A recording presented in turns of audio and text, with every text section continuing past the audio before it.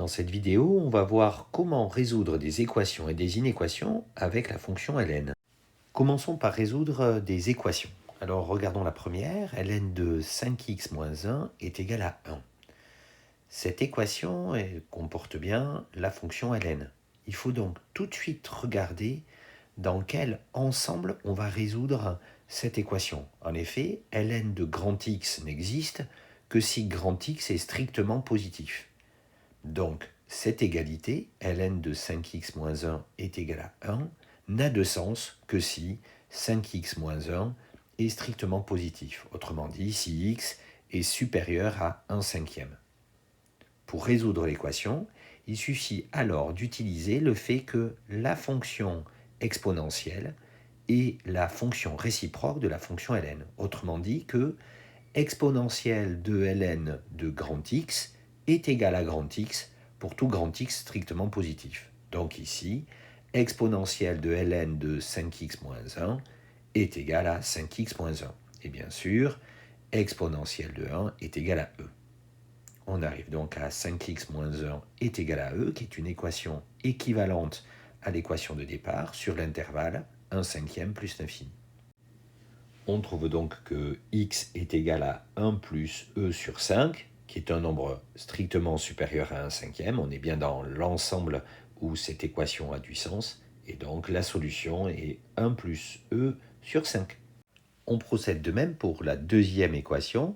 ln de 3x moins 1 n'existe que si 3x moins 1 est strictement positif, c'est-à-dire si x est supérieur à 1 tiers. Et ln de x au carré plus 1 n'existe que si x au carré plus 1 est strictement positif. X au carré plus 1 est toujours supérieur à 1. Donc ln de x carré plus 1 existe pour tout x appartenant à R. Finalement, cette équation n'a de sens que si x est supérieur à 1 tiers. Elle est de la forme ln de a est égal à ln de b, donc équivalente à a est égal à b. On peut, si on le veut, appliquer l'exponentielle à chaque membre de l'égalité.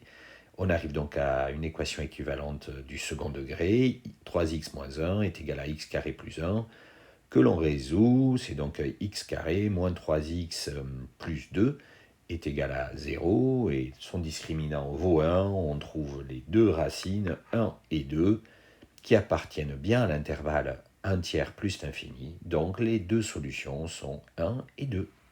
Pour résoudre les inéquations, on procède de la même manière. On commence par regarder l'ensemble où cette inéquation a du sens. Donc ln de 5x moins 2 n'existe que si 5x moins 2 est strictement positif, autrement dit si x est supérieur à 2 cinquièmes. Et maintenant, on peut appliquer à chaque membre de l'inégalité la fonction exponentielle. Cela donne exponentielle de ln de 5x moins 2 supérieure strictement à exponentielle de 3 puisque l'exponentielle est strictement croissante. Et ça donne 5x moins 2 supérieur à exponentielle de 3, ce qui équivaut à 5x supérieur à e à l'exposant 3 plus 2, et donc x strictement supérieur à e à l'exposant 3 plus 2 sur 5.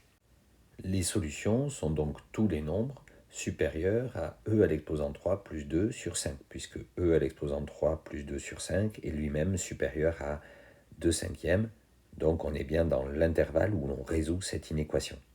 S est donc ouvert e à l'exposant 3 plus 2 sur 5 plus l'infini. Regardons sur quel intervalle on résout la deuxième inéquation. Ln de 3x moins 1 existe que si x est supérieur à 1 tiers.